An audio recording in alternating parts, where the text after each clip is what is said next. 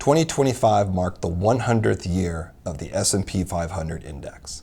Now, lots changed over that span, and heck, in 1926, Charles Lindbergh hadn't even made his historic flight over the Atlantic yet.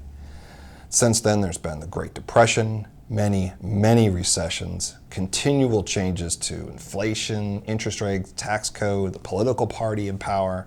There's been assassinations, attempted assassinations, civil unrest, military actions, and all-out wars. Despite all this, there are some notable consistencies that are worth mentioning as we face today's uncertainties, like what's happening in Iran.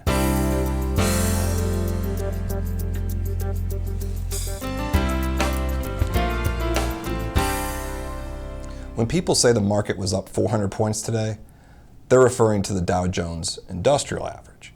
But the S&P 500 is the gauge that Wall Street references the most to describe how stocks of large U.S. companies have performed. The record is crystal clear.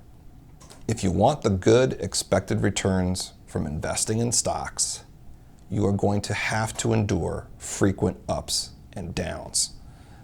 13 of the worst 20 days for the index were followed in less than a month by one of the 20 best days. In about half of the 100 calendar years of its existence, the S&P 500 index has dropped at least 10% at some point during the year.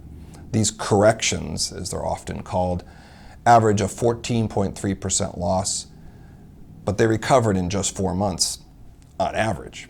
Now, there's a big variance around that average, with some recoveries taking much longer, of course. While the long-term compounding rate for the S&P 500 index has been about 10%, no one got annual returns anywhere near that steadily. In its 100 years, there have been only six years in which the calendar year return was between 8 and 12%. That is a lot of variability. Now, overall, the index has gone up in 74 of its 100 years. The results clearly show a positive skew. And if we extend the time frame to 10-year intervals, it gets even better.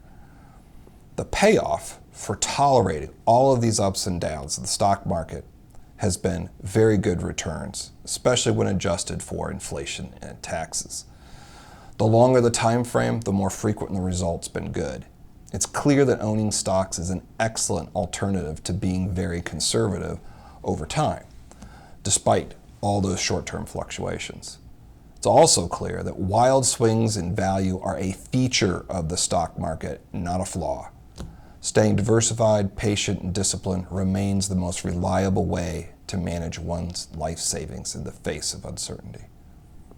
Now, we have more information on stock market behavior over the years, including an important comparison of stocks to bonds in the post on our website titled Happy Birthday S&P 500 Index.